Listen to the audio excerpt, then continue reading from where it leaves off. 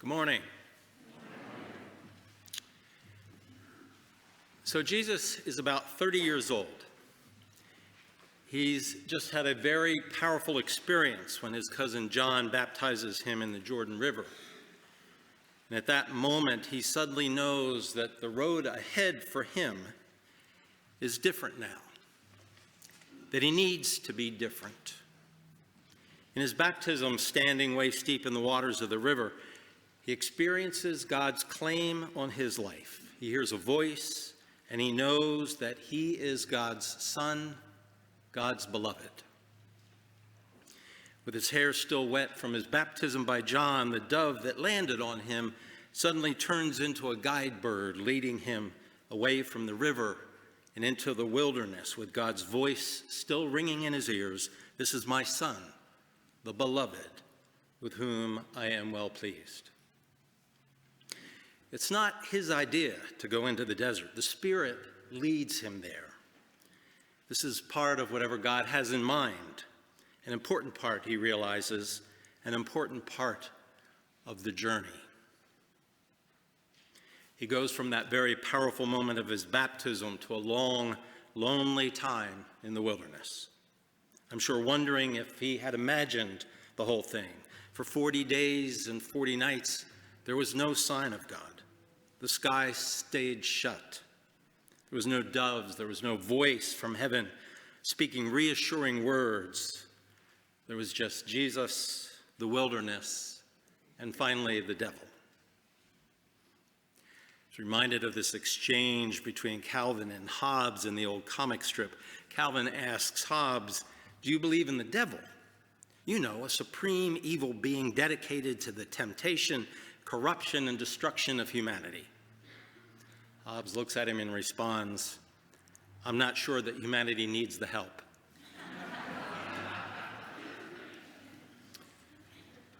The devil suggests that Jesus deserves better than God was giving him.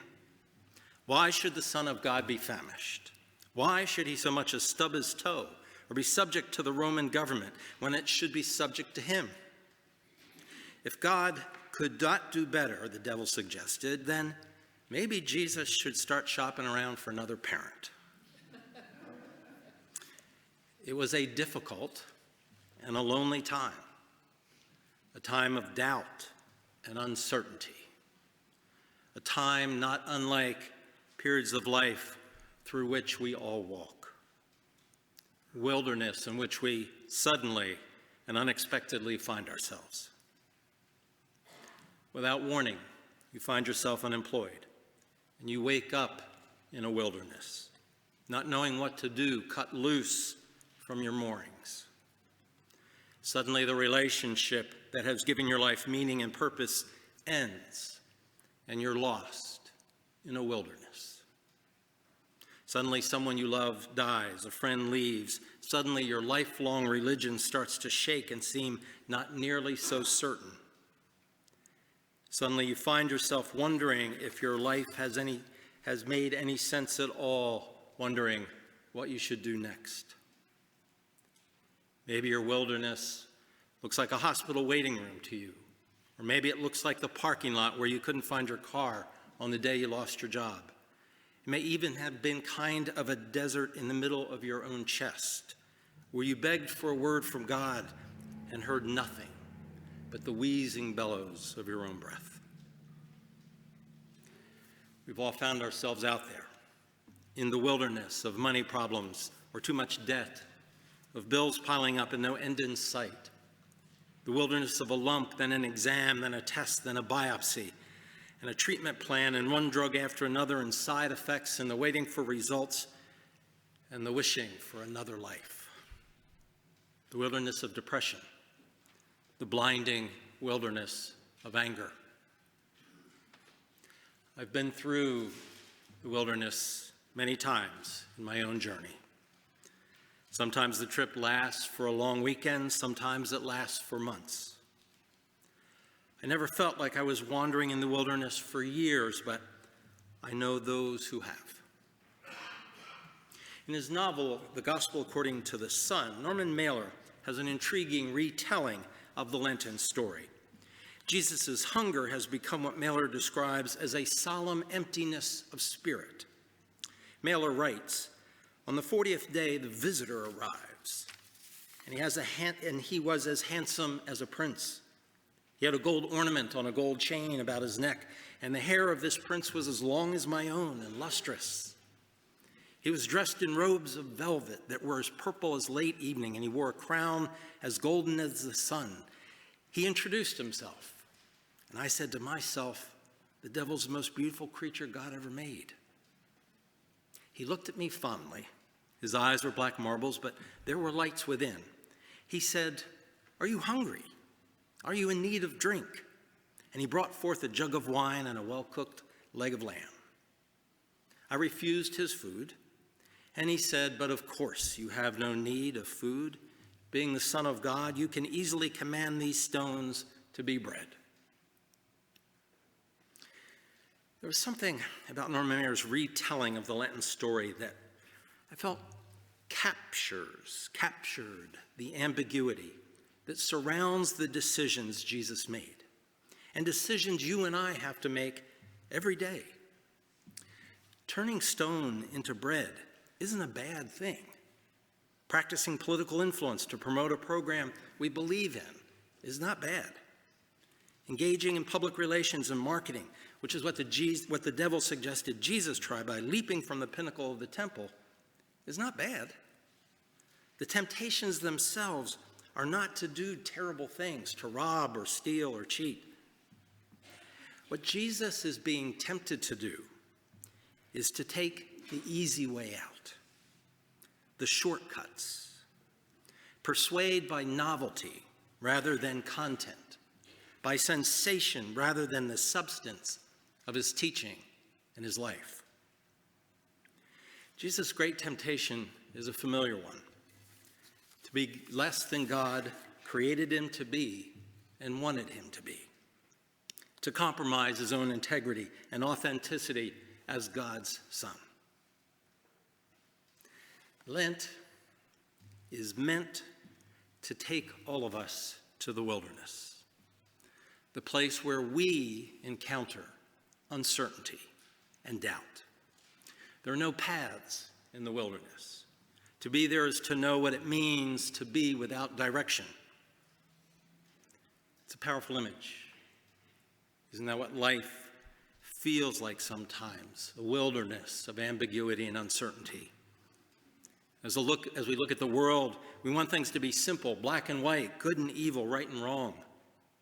Jesus in the wilderness had to live with ambiguity, and at the end make choices based not on proof or guarantees, but based on his faith and his trust in God.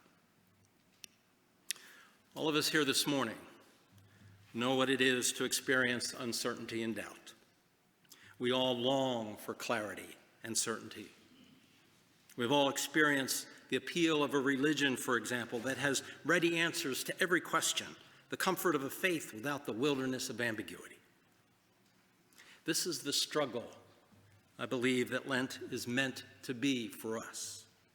I often hear, and I've certainly said myself, I'm not religious, but I am spiritual. I once asked my long ago spiritual mentor what that meant. She said simply, religion is about answers. Spirituality is about questions. I believe that living with our spiritual questions, our ambiguity, our uncertainty, is our assignment for Lent. To be here together this morning with a God bigger than either our questions or elusive answers. On this first Sunday in Lent, God is inviting us into the wilderness. God is inviting us on an outward bound for the soul. No one has to sign up for it, but if you do, then you give up the illusion that you are in control of your life. You place yourself in the hands of the outward bound guides who ask you to do foolhardy things, like walk backwards over a precipice with nothing but a rope around your waist, or climb a sheer rock face with your fingers and toes.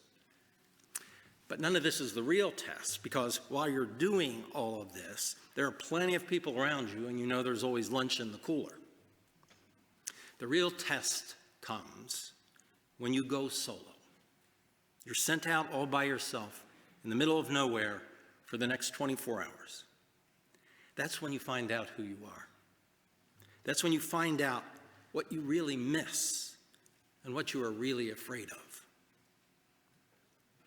We enter Lent to enter our own wilderness, to make a pilgrimage into our own heart. We move into this season to look at our life, to consider what has formed us, where we've come from, what we are carrying within us. Lent invites us to look at the layers that inhabit us, our stories and memories, our imaginings and our dreams. Lent invites us into the wilderness again and again. It's never quite the same path from year to year, never precisely the landscape we explored the last time around. This is the point of Lent.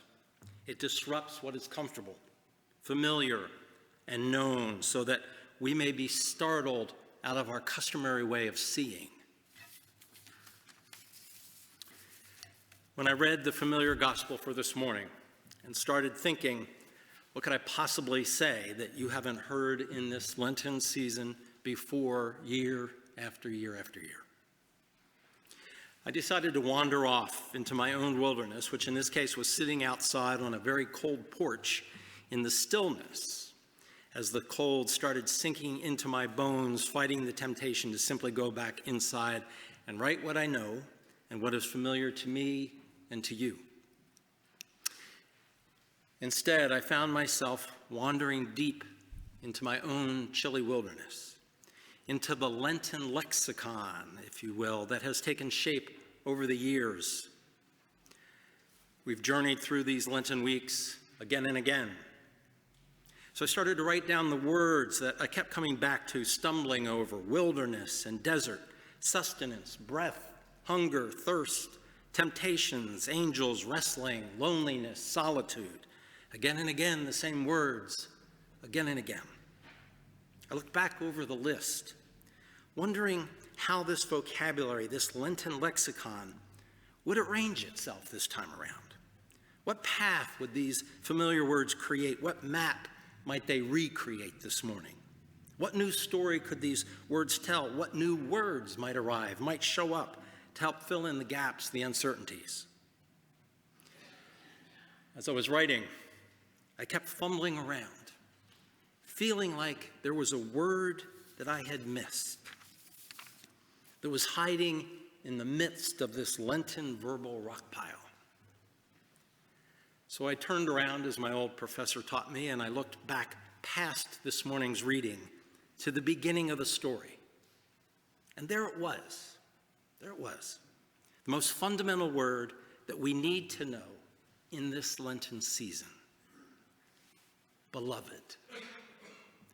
Beloved. If we all back up a bit, if we turn around and hang a left, we can enter this Lent with the same knowing that Jesus had.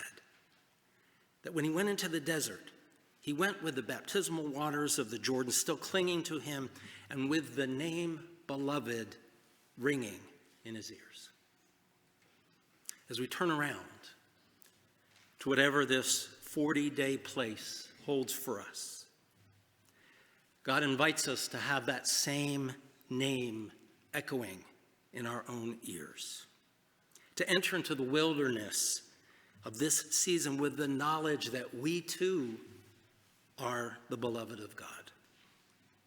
So I want to offer a blessing written by Jan Richardson a few years ago in her own wilderness after the death of her husband, that tells us this: beloved is where we begin, and beloved is where we end. If you enter into the wilderness, do not leave without hearing who you are. Beloved, named by the one who has traveled this path before you. Do not go without letting it echo in your ears. And if you find it is hard to let it into your heart, do not despair. That's what this journey's for. I cannot promise that these words, this blessing, will free you from danger, from fear, from hunger or thirst, from the scorching of the sun or the darkness of the night. But I can tell you that on this path, there will be help. I can tell you that on this way, there will be rest. I can tell you that you will know the strange graces that come to our aid only on a road such as this, that fly to meet us, bearing comfort and strength, that come alongside us for no other reason than to lean themselves toward our ear and with their curious insistence whisper our name, beloved, beloved, you are my beloved. As we cross with Christ into the wilderness, into the landscape of Lent, and into the mystery that lies ahead of us, may we know at least this about ourselves, that we come from love, that we go back to love, and that our name too is beloved. Amen.